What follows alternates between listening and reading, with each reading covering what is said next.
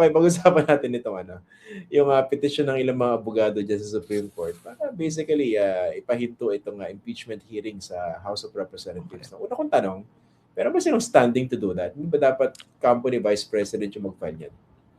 Exactly! Yun yung unang question dito. Kasi sinasabi nila na nagfa-file lang sila as taxpayers and citizens. Hindi sila nagfa-file bilang representative ni VP Sara Duterte. So ang unang tanong dito, so anong interest dito? Some theoretical interest. Yun yung ano dito. So ako, yung pa lang ang laki ng hurdle na kailangan nilang matawid doon. Dahil sa ang requirement sa ilalim ng ating konstitusyon para i-take cognizance o papansinin kumbaga ng anumang korte ang isang kaso, kailangan ng actual case or controversy. Yung totoong merong kaso, totoong merong makakarapatang nalabag, totoong merong kumbaga kawalan kung hindi magdidesisyon ng ang korte. At ang isang hinahanap sa actual case or controversy ay yung tinatawag nating standing. Ibig sabihin, yung tao magsasampa ng kaso, meron siyang actual na interest doon sa issue na hinaharap niya sa korte. Hindi lang ito parang advisory opinion ang hinahanap mo o trip mo lang at gusto mong makakuha ng sagot sa isang legal problem na umiikot sa ulo mo. Kailangan meron ka talagang interest na dinadala dito at kailangang idepensa ng korte yung interest nito. At sa kasong ito, yung pa lang ang linaw na anong interest ni Israel Torion? Kung hindi naman pala siya tumitindig bilang kinatawan ni VP Sara Duterte.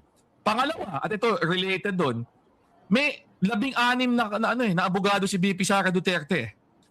Ibig sabihin, kung interesado si VP Sara Duterte na questionin yung proceedings dahil tingin niya nalalabag ang kanyang karapatan, tingin niya may violation ng due process, gaya nung binanggit niya doon sa kanyang answer at paulit-ulit na sinasabi ng kanyang mga abogado sa mga iba't ibang press conference, di sila ang nag-file dapat sa Supreme Court. The fact na hindi sila ang nag-file, ibig sabihin, sa tingin nila, hindi nila kailangang magpunta pa sa korte sa puntong ito para ireklamo na nilalabag yung kanilang mga karapatan. Di ba? Yun eh. So, can't have it both ways eh. Hindi pwedeng parang itong mga tao to walang kinalaman sa amin yan, pero nagkataon lang na yung aming issue na nire-raise dito, yun ang i-raise sila exact sa Supreme Court. But at the same time, sila mismo hindi naman sila kumikilos para doon. Ako, yun ang unang magiging challenge dyan. At ako, personally, sobra akong magugulat. Even given everything na nangyari, kung pagbibigyan ng Supreme Court itong ganitong kaso na very clearly walang direct interest yung tao na nagfa-file. At yung taong may direct interest, hindi naman mismong kumilos para dumulog sa Korte Suprema. Nga, no? Parang ang hirap namang hindi maintindihan.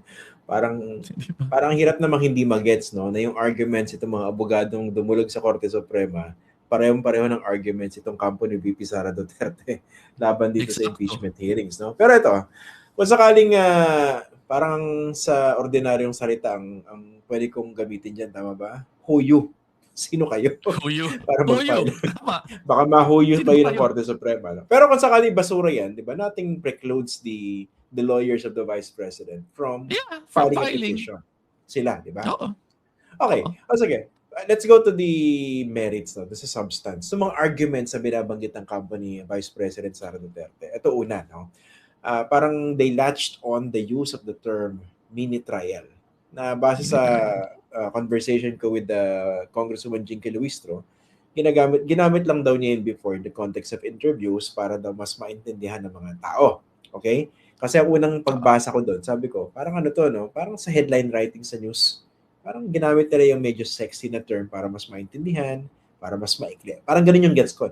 Pero if that were the case at wala naman ito sa rules ng House Committee on Justice, anong tingin mo rin sa substance o merit ng punto na sinasabi, hindi ka pwede mag-mini trial dahil sa Senado lang gagawin yan? Wala naman sa rules yun ng House in the first place. Agree ako dun sa point na yun.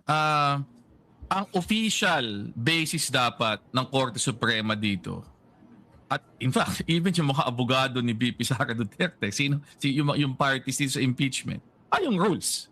'Di ba? Kung ang claim nyo ay itong proceeding na ito ay labag sa konstitusyon, kaya ang batayan dapat ito hindi lang dahil ginamit yung salitang mini trial sa isang interview sa media ni Jinky Luistro. Hindi naman yun ang mag-govern ng proceedings eh. Hindi naman yun ang magdidetermine kung ano yung nature ng proceedings eh. Hindi naman yun ang magtatakda kung ano ba talaga yung mangyayari doon sa harapan ng Committee on Justice. Eh. Ang magtatakda nun, yung kanilang rules na adapt at sa kasalukuyan, kanilang sinusunod. So ako parang sobrang stretch na ang batayan mo na trial ito dahil sinabi niya mini trial ito. Hindi, di ba? Turo mo sa akin kung anong bahagi ng rules ng House of Representatives ang parang tumatayo bilang trial, and therefore, yung argument nila, nag-i-encroach daw sa kapangyarihan ng Senado na exclusively mag-conduct ng trial sa kaso ng impeachment. So ako, medyo stretch. Pero bago pa actually magpumasok dyan, ito yung meron akong gusto sabihin dun sa paglapit sa Supreme Court at this stage in the proceedings. In the past, sa lahat ng mga naging impeachment cases na umabot sa Korte Suprema, so Merceditas Gutierrez, ano tawag dito? Dating Chief Justice Davide, Corona, very, very careful ang Supreme Court na hindi pasukin yung usapin ng ano ba talaga ang definisyon ng isang impeachable offense.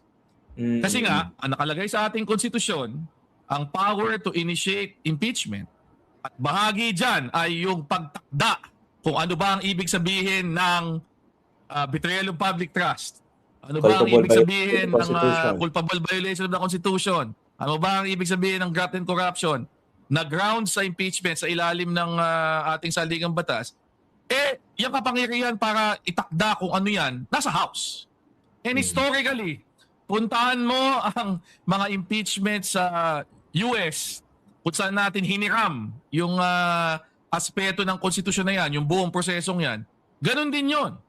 Ang hindi korte ang nagsasabi kung ano ang impeachable offense. House yan. Yun ang trabaho nila sa kanila binigay yan. So, sa puntong ito, sa tingin ko, napaka-irregular na basically ang sinasabi nila sa House of Representatives ay disagree kami diyan sa determination nyo ng sufficiency in substance sa kaso ni VP Sara kasi tingin namin hindi impeachable yan eh.